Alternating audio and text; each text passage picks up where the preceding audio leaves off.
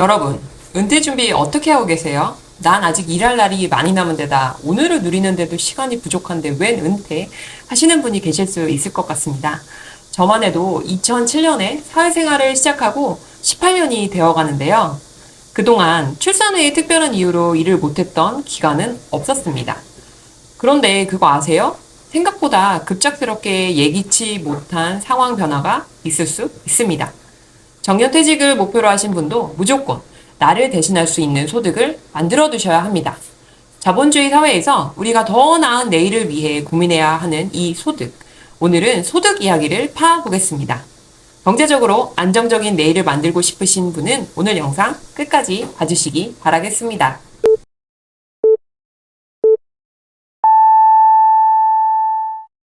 여러분 안녕하세요. 부자 되는 길을 콕 집어드리는 핑거치 다카포입니다. 지난 영상도 좋아해 주셔서 너무 감사드립니다. 5년 계획 잘 세워보고 계세요? 아직 작성 양식 못 받으셨다면 고정 댓글 링크에 연락처 남겨주시면 보내드릴게요.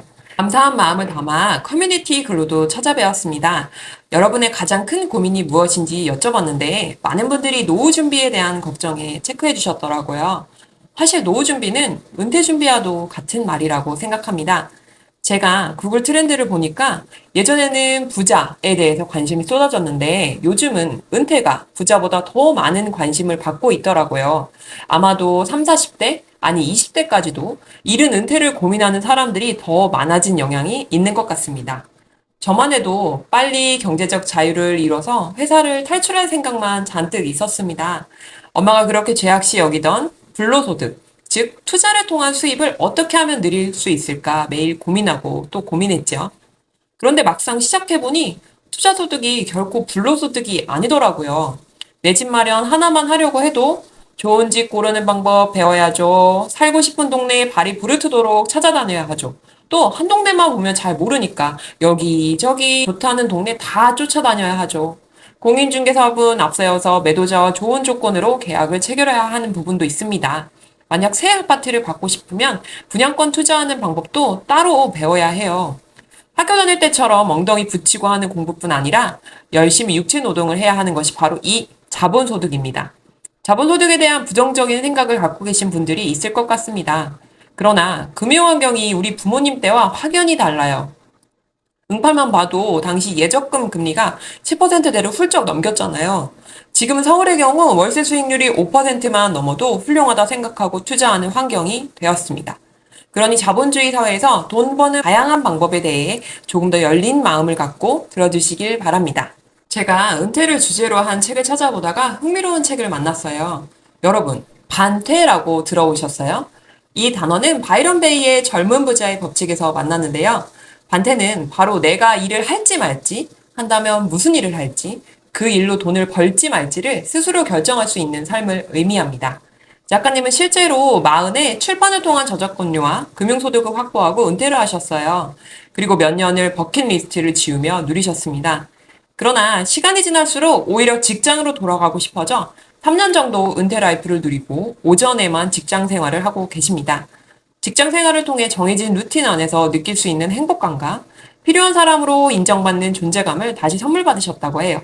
일하는 외의 시간은 자유롭게 누릴 수 있어 또 좋다고요. 작가님은 반태를 위해서는 4가지가 필요하다고 짚어주셨어요. 은퇴 후 안정적인 월 수입, 월 지출 비용 예산, 반나절 정도의 근로 수입, 그리고 취미 생활입니다. 이 책이 40이라는 다소 젊은 시절의 은퇴에 대한 경험이자 조언이긴 하나 여러분이 생각하시는 노후 준비와 크게 다르지 않을 것이라는 생각이 듭니다. 벌써 저도 재직 20년을 바라보는 연차가 되었는데요. 요 몇 년간 직장 선배님들의 고민이 눈에 띄게 달라져 있더라고요. 저는 내 집 마련 어떻게 할까에 꽂혀 있을 때 선배님들은 늘어나는 아이들 교육비를 포함한 지출 감당에 대한 걱정에서 노후에 대한 준비로 점점 그 고민이 바뀌어 가더라고요. 나도 이제 얼마 안 남았어. 하시는 말씀을 들으면 정말 어떻게 반응해야 할지를 모르겠더라고요. 그런데 그게 오만이었어요.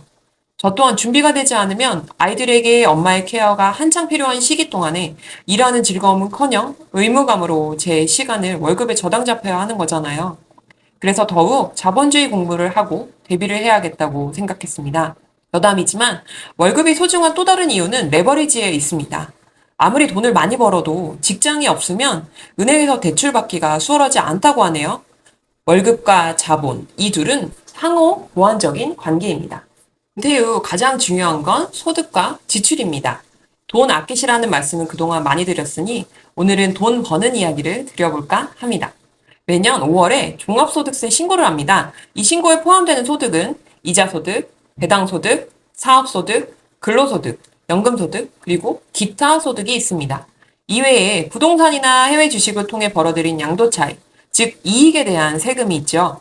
이 중 근로소득을 제외하고 신고 대상 소득이 있으신가요? 내돈내산인데 국가가 세금을 떼어간다니 소득을 더 늘리고 싶지 않으시다고요? 세금을 낸다 해도 월급 외에 수익이 있다면 결과적으로 우리 수입이 플러스가 된 셈이니 조금 더 제 얘기를 들어보세요. 소득을 크게 노동소득과 시스템을 통해 들어오는 자동소득으로 나눠볼게요. 자동소득은 부동산을 통한 월세, 주식 투자를 통한 배당금, 사업을 통한 이익 등을 생각해 볼 수 있습니다. 우리가 자본주의 사회에 살고 있는 만큼 노동소득 말고도 소득을 얼마든지 높일 수 있습니다. 현재 월급을 받고 계시다면 접근하기 좋은 방법은 부동산 또는 주식 투자가 될 수 있습니다.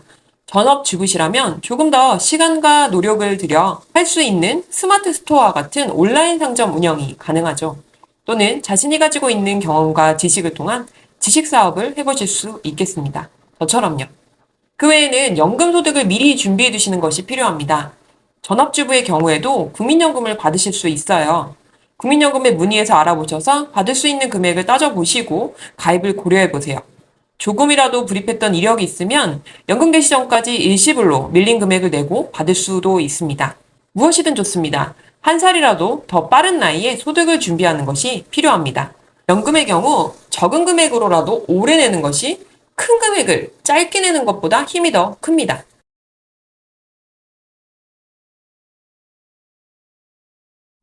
연금을 위해 낸 돈이 커질 수 있는 시간이 충분할수록 더 유리하기 때문이에요.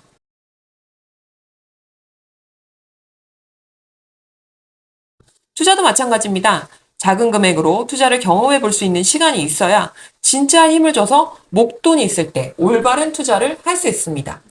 부동산 투자만 해도 당장 주 소득이 없어 월세 투자만 가능한 분이 있는가 하면 일찍 아파트 전세 레버리지 투자 후 차익을 내서 새로운 투자와 동시에 일부의 금액은 연금에 넣어두고 월세 받듯이 따박따박 통장에 꽂히게 할 수도 있거든요. 시작이 빠를수록 경험치는 물론 준비해 볼 수 있는 방법이 더 많아집니다. 무엇보다 은퇴하면 일을 영원히 안 하신다는 생각을 조금 내려놓으세요. 그동안의 노고를 치하하며 안식년을 충분히 누리신 뒤에 한 달에 50만 원, 100만 원씩으로 자유도는 커지는 대신 수입이 일정하게 발생하는 일을 생각해 보세요. 난 특별히 잘하는 일이 없는데? 아니에요. 잘 생각해 보세요. 직장 생활을 오래 한 경험, 자녀와 가족들을 오롯이 케어하면서 생긴 나만의 노하우, 무엇보다 지금 헉헉대며 매일 달리듯 애써서 살아가는 인생 후배들에게 해주실 수 있는 말이 충분히 있으실 거예요. 어떤 직업으로 이직을 하는 것도 좋은 방법일 수 있죠. 하지만 내가 세상에 줄 수 있는 것을 SNS라는 통로를 통해 손쉽게 건네고 그것을 수입으로 바꿀 수 있는 방법이 많습니다. 그간의 나의 삶을 통해 배우고 익힌 것들을 필요한 사람에게 전하고 여러분은 그것을 통해 일정 수입이 발생할 수 있다면 생각보다 은퇴가 두렵지 않으시죠?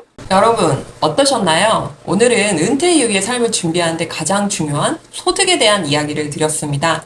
5년 뒤 계획을 세우는 데에도 분명히 도움이 되셨을 거예요.